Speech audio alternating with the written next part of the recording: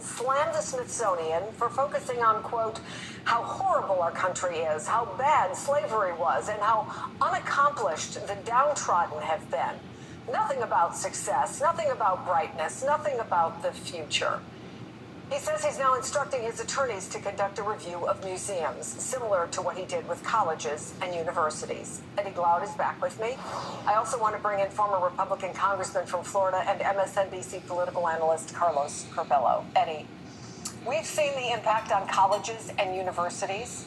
What could this mean for museums and American history? Well, it's going to be an assault on public memory. I think there is a concerted effort, Chris, to tell a storybook version of America, so that Trump could abdicate his responsibility to the harms of the past. And so I think, we're in the midst of a second lost cause. And I want you to I just want to note the through line to the first three stories. There is the disenfranchisement of black and brown voters in Texas, 4.3 million black voters. Will they be represented? There's the occupation of a predominantly black city in Washington, D.C. under the pretense of lies. And now here, there's an all-out assault on American history. And the point of entry is so-called wokeness. And why is it the case, Chris, that every time these people invoke wokeness, it has to do with our history, my history, as if to tell the story of what the people who made it possible, as if to tell that story in its fullness somehow undermines the very notion of America itself. And so we need to see this as part and parcel of an all-out assault on black people, and an effort, I believe, to assert the idea that America must and always will be a white republic. Is this, Congressman, about wokeness, or is it about racism? Is it about taking control of history? Actual history be damned. Chris, I really think it's about the president imposing his views, imposing his perspective on history, on the world, on what has happened in our country.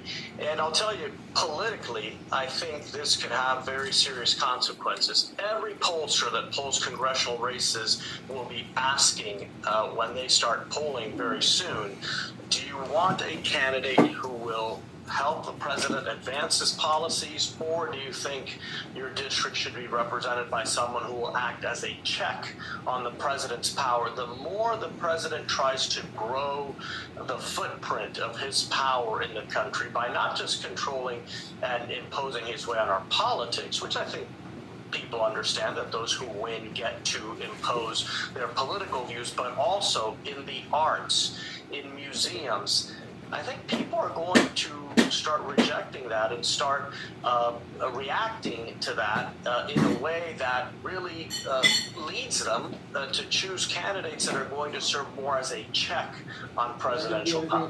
Let me give you a specific example of impact, if I can, Eddie. Our local team in Washington talked to some leaders from the Bethesda African Cemetery Coalition about the president's comments. They've been fighting for decades to preserve a cemetery believed to contain the remains of hundreds of enslaved and free people there in Maryland. Here's just a small sample of what they said. That someone, will say something like that, is downright offensive, and to a great extent, I think it's evil. It's very painful, and I think a lot of trauma, because the United States has spent a lot of time covering up the history. So what do people like them, who see in this evil, who see in this a rewriting of history, who see in this racism, who see everything possible that is negative in this, what do they do about it, Eddie? Are the American people powerless against this? No, we're not. We're not. I think we have to get Carlos to be more specific about the policies that people are rejecting. What is he up to in particular? Look, I'm in Mississippi. My mother is experiencing radiation. She's going through radiation treatment right now. What does it mean to tell a beautiful story about Mississippi in relation to race? What is he asking us to do? Can we not talk about it until anymore? Do we not talk about all of the bodies, the blood that soaks the soil of this state? See, people Chris, I mean, what I heard from those people in Bethesda is that folk are quick, white folk, are quick to play fast and loose with our history. They can run over our dead as if it doesn't matter. There's something special about that African American Museum, right, in Washington, D.C. It captures a story that takes us to the heart of the contradictions and hypocrisy that make this nation what it is. And if we don't confront it, we will find ourselves in the throes of Trump's evil and ugliness, it seems to me. So it's not that we're helpless. It's just we have to tell the truth about who we are and what we've done so that we can aspire to be better. If we don't, we will lose to our darker angels every single time. I want to ask you to get more specific about that, because one of the first things I thought of with the African American Museum was the coffin of Emmett Till. And the power. If you stand at the end of that line and listen to people, but many of them are powerless to talk. They're so moved by what they saw.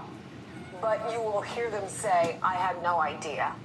Right? This is a teaching tool. I also want to tell you that one of the things that was already removed from that museum, Eddie, a book belonging to Harriet Tubman, which was filled with hymns she was believed to have sung when she was leading enslaved people to freedom.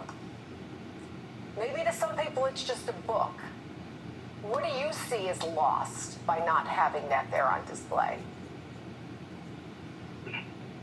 The American story. You know, it's not just my possession, right? It's ours. When we tell ourselves a story that affirms our goodness, our inherent goodness, that America's already an example of democracy, that we are a beacon of freedom and the like, when we say that we're already perfect, we're absolving ourselves of responsibility to what we've done and to who we currently are, and shutting off what we can be as a nation, it seems to me. So, you know, the same thing that we can see in the two museums in Mississippi, the same thing that we can see in the African American Lynching Museum in Montgomery, that's the American story, right? It's not pretty. And it's not wholly evil, but it's not just simply a fairy tale. And so it seems to me, Chris, just really quickly, if we're going to be the nation we aspire to be, we have to tell the truth about who we are. And Trump is lying on behalf of a vision of the country that is by definition white. And he wants to put people like me in our place. And I want to urge colleagues like Carlos and others to just simply tell the truth about what this administration is up to in terms of its politics. Eddie Glaude, thank you. Please tell your mom we send our love and prayers. Carlos, thanks to you. We'll be right back. Do you understand what's at stake? Do you understand? Or you still have your head stuck in the damn ass of Trump?